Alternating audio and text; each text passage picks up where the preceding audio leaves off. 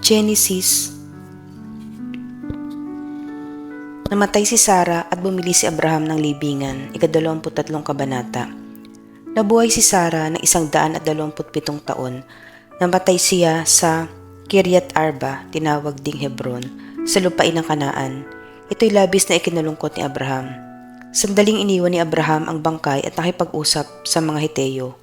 Wika niya, ako'y nakikipagpamayan lamang sa inyo.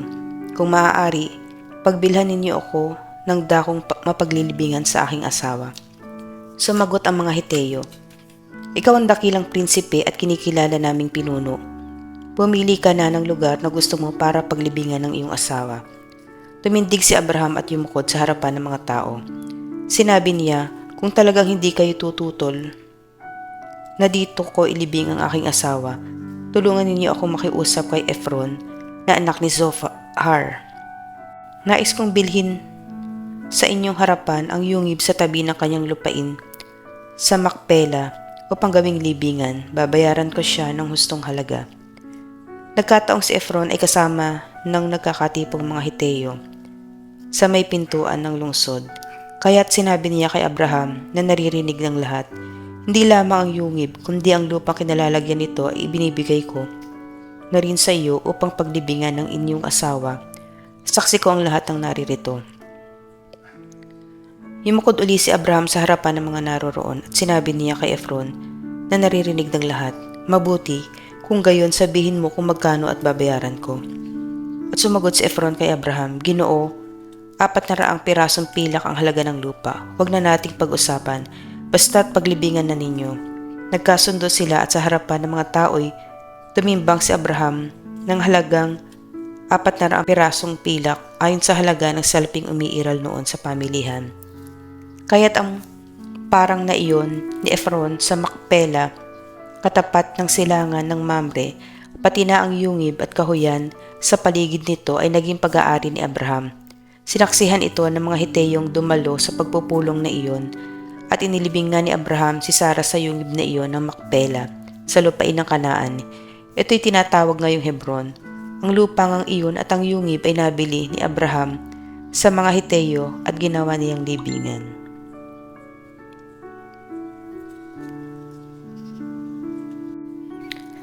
Genesis, nag-asawa si Isaac, 24 na kabanata. Matandang-matanda na noon si Abraham at pinagpapala mabuti ni Yahweh. Sinabi niya sa pinakamatanda niyang alipin na kanyang katiwala, ilagay mo ang iyong kamay sa pagitan ng aking mga hita at manumpa ka. Ipangako mo sa akin sa ngalan ni Yahweh, ang Diyos ng langit at lupa, na hindi ka sa Kanaan pipili ng mapapangasawa ni Isaac. Pumunta ka sa bayan kong tinubuan at pumili ka sa aking mga kamag-anak doon ng mapapangasawa niya.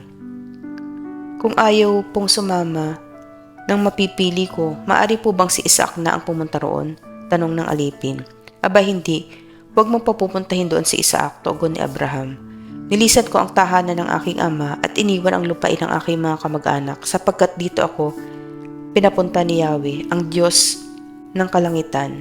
Nangako siyang ibibigay ang lupaing ito sa aking lahi. Magsusugo siya ng kanyang anghel na mauuna sa iyo upang tulungan ka sa pagpili ng mapapangasawa ng aking anak.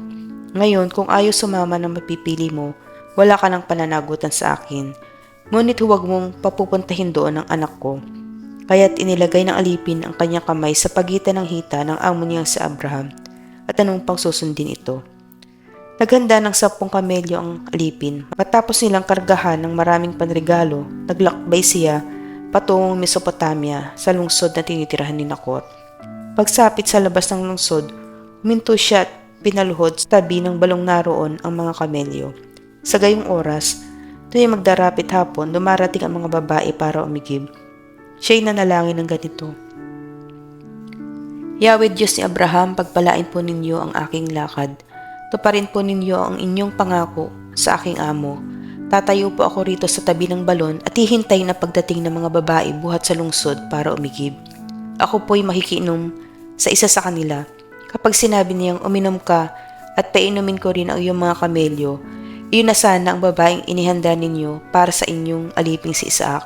Sa gayon malalaman ko na tinupad na niyo ang inyong pangako sa aking amo.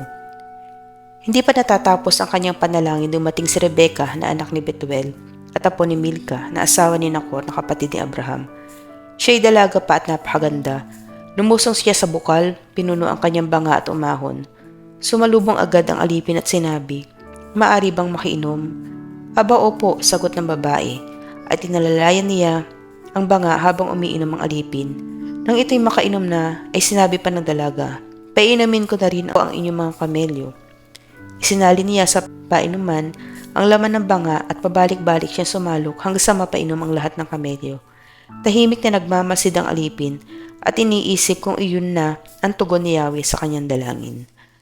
Matapos makainom ang mga kamelyo, inilabas ng alipin ang dala niyang hikaw at 2 pulseras na pawang lantay ng ginto at binigay sa dalaga. Pagkatapos ito itinanong niya, "Kanino kang anak? Maari ba kami makituloy sa inyo ngayong gabi?" Sumagot ang babae, "Ako po'y anak ni Betuel na anak ni Nacor at Milka. Maluwag po sa amin at maraming pagkain, pati sa inyong mga hayop." Sa tuwa ng alipin, lumhod siya at sumamba kay Yahweh. Wika niya, "Purihin si Yahweh, ang Diyos ni Abraham. Hindi siya sumira sa kanyang pangako. Pinatubayan niya ako sa pagpunta sa bahay ng kapatid ng aking amo." Nagdudumaling umuwi ang dalaga at sinalaysay sa kanyang ina ang lahat. Si Rebecca ay may nakatatandang kapatid na lalaki. Laban ang ngalan nito. Tumakbo siya papunta sa balong kinaroroonan ng lalaki nang marinig niya ang salaysay ng kanyang kapatid at nang makita ang hikaw at mga pulseras na suot nito. Nakita nga niya ang tao sa tabi ng balon, pati ang kanyang mga kamelyo. Sinabi ni Laban, "Bakit nandyan pa kayo? Tayo na po sa amin, lalaking pinagpala ni Yahweh. Nakanda na po ang pagpapahinga ninyo at ang sisilungan ng inyong mga kamelyo." Sumama nga ang alipin. Pagdating sa bahay, binaba ni Laban ang karga ng mga kamelyo at pinakain ng mga hayop. Ang alipin na may binigyan niya ng tubig upang maghugas ng paa, pati ang mga kamay nito. Dinulutan siya ng pagkain, ngunit sinabi ng alipin, "Sasabihin ko muna ang aking pakay bago ako kumain." "Sige, sabihin niyo," wika ni Laban. Ganito ang salaysay niya, "Ako po'y alipin ni Abraham. Pinagpala ni Yahweh ang aking amo. Pinarami ang kanyang mga kawan ng tupa, kambing at baka. Pinagkalooban siya ng maraming pilak at ginto, mga aliping babae at lalaki, mga kamelyo at asno. Niloob po ni Yahweh ng asawa niyang si Sarah ay magkaanak pa, bagamat matanda na. Ang anak na ito ang tanging tagapagmana ng kanilang kayamanan. Ako po'y pinanumpa niya. Hindi ko siya babayaang taga-Kanaan ang mapangasawa ng anak niyang ito. Dito po niya ako pinapunta sa mga kamag-anak ng kanyang mga magulang upang hihanap ng mapapangasawa ang kanyang anak. Tinanong ko po siya ng ganito, kung ang babaeng mapili ko ay hindi sumama sa akin, ano po naman po ang aking gagawin? Ang sagot po niya ay sasamahan ako ng anghel ni Yahweh upang magtagumpay sa aking lakad. Dito raw sa angkan ng kanyang ama ako kumuha ng mapapangasawa ng kanyang anak. Iyan po ang utos sa akin. Kung sundin mo ito, ang sabi pa sa akin, natupad mo na ang iyong tungkulin. Kung tanggihan ka naman ng aking mga kamag-anak, wala ka ng pananagutan sa akin. Pagsapit ko po sa may balon kanina, ako'y nanalangin ng ganito, "O Yahweh, Diyos ni Abraham, tatayo po ako sa may balong ito, at pag may dumating na dalaga upang umigib, ako'y makikiinom. Kapag ako'y pinainom, pati ang aking mga kamelyo, iyon na po sana ang pinili ninyo upang mapangasawa ng anak ng aking amo." Hindi pa natatapos ang aking panalangin, dumating na si Rebecca. Lumusong siya sa bukal at sumalok ng tubig. Nakiusap po ako sa kanya na ako'y painumin, at hindi lamang ako ang pinainom, pati po ang aking mga kamelyo. Tinanong ko po siya, "Kanino kang anak?" Ang sagot po niya ay kay Betuel na anak ng mag-asawang Nacor at Milka.